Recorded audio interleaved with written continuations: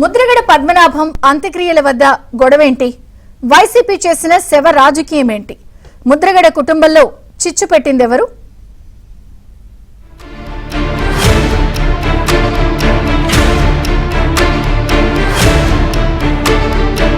కన్న తల్లిని దూరం పెట్టారు. చెల్లెలి మొహం కూడా చూడరు. ఇక సొంత బాబాయ్ విషయంలో ఏం జరిగిందో బహిరంగ రహస్యం. ప్రతి విషయాన్ని రాజకీయంగా వాడుకోవాలి. అందుకోసం ఎంతకైనా దిగజారాలి. ఇవి వైఎస్ జగన్ గురించి ప్రత్యర్థి పార్టీల నాయకులు చేసే విమర్శలు. అప్పటి వైఎస్ఆర్ నుంచి ఇప్పటి ముద్రగడ దాకా ఎవరు చనిపోయినా అక్కడ వాలిపోతారు. శవ రాజకీయం చేసి తృప్తిగా నవ్వుకుంటూ వెళ్లిపోతారు.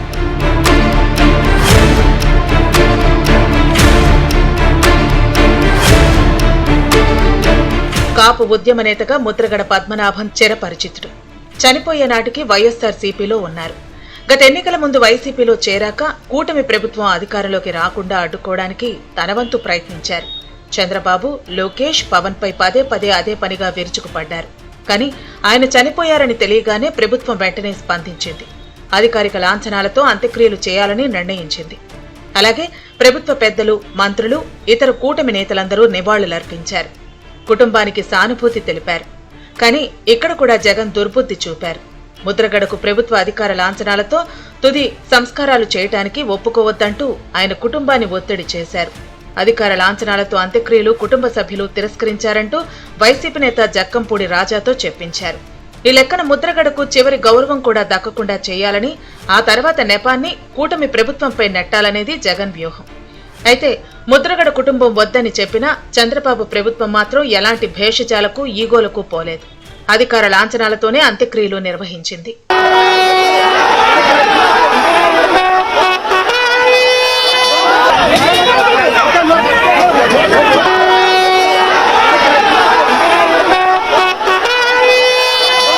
ముద్రగడకు ప్రభుత్వ అధికార లాంఛనాలతో అంత్యక్రియలు జరగకుండా జగన్ బృందం చివరిదాకా ప్రయత్నించింది. వైసీపీ నేత అంబటి రాంబాబు మరోసారి దిగజారిపోయారు. అధికార లాంఛనాలతో అంత్యక్రియల్ని అడ్డుకునేందుకు అంబటి ప్రయత్నించారు. గన్ సెల్యూట్ చేయకుండా పోలీసుల్ని నెట్టేశారు. అంతేకాదు, అక్కడ నుంచి పోలీసులు వెళ్లిపోవాలంటూ అక్కడున్న వారిని రెచ్చగొట్టి వారితో నినాదాలు చేయించారు.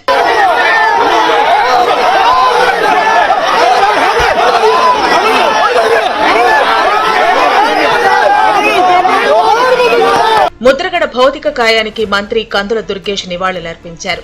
ముద్రగడ కుమారుణ్ణి హత్తుకుని భావోద్వేగం చెందారు. ముద్రగడ మృతిని కూడా రాజకీయాలకు వాడుకుంటున్నారని వైసీపీ నేతలపై మండిపడ్డారు. ఎదురుగుండా ఒక మహానేతను కోల్పోయిన తర్వాత ఇలాంటి మాటలు మాట్లాడడం తప్పండి. రాజకీయాలు చేస్తున్నారు. ఇప్పుడు ఆయన్ని మేమందరం కూడా వ్యక్తిగతంగా ప్రేమించిన వాళ్ళం, అందరం కూడా ఇక్కడికి వచ్చిన వాళ్ళం అందరం కూడా పార్టీలకు అతీతంగా అందరూ కూడా వ్యక్తిగతంగా ప్రేమించిన వాళ్ళం. ఒక మహానేత పోయినప్పుడు ఆయన్ని కడసారి చూడడానికి వచ్చాం.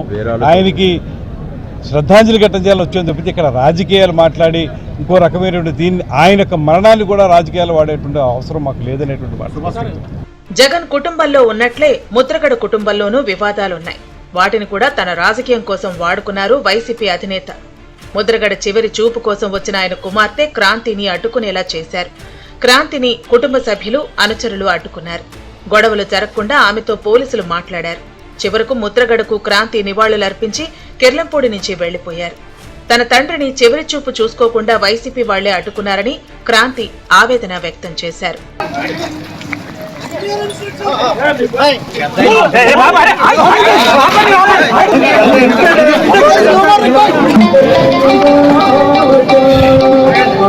జనంలో మంచి పేరున్న ముద్రగడ లాంటి నాయకుడు మరణించినప్పుడు రాజకీయ నేతలు వెళ్లి నివాళులర్పించడం సాధారణమే. అలాగే జగన్ కూడా కిర్లంపూడి వెళ్లారు. తన పార్టీ సభ్యుడు కావడంతో పాటు కాపుల నాయకుడైన ముద్రగడ ఇంటికి వెళ్లే ముందు కూడా జగన్ ఫక్తు రాజకీయమే చేశారు. నేరుగా ఆయన నివాసానికి వెళ్లకుండా ముందుగా భీమవరంలో ఆక్వా రైతుల్ని కలిసి వారికి భరోసా ఇచ్చినట్లు కాసేపు పొలిటికల్ డ్రామా చేసి ఆ తర్వాత ముద్రగడ భౌతిక కాయాన్ని చూడటానికి వెళ్లారు. చావింటికి వెళ్లే ముందు కూడా తన పార్టీ శ్రేణులతో భీమవరంలో హంగామా చేయించారు. వైసీపీ కార్యకర్తలు తమ బైక్ల సైలెన్సర్లు తీసేసి రోడ్డుపై హల్చల్ చేశారు. రోడ్డుపై ర్యాలీ చేయడంతో ట్రాఫిక్ జామ్ అయింది. దీంతో వాహనదారులు, స్థానికులు తీవ్ర ఇబ్బందులు పడ్డారు.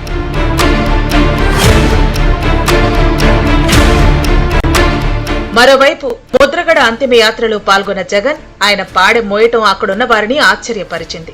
ఈ పని చేయడం వెనుక కూడా శవ రాజకీయమే ఉందని ప్రత్యర్థి పార్టీల నేతలు విమర్శిస్తున్నారు.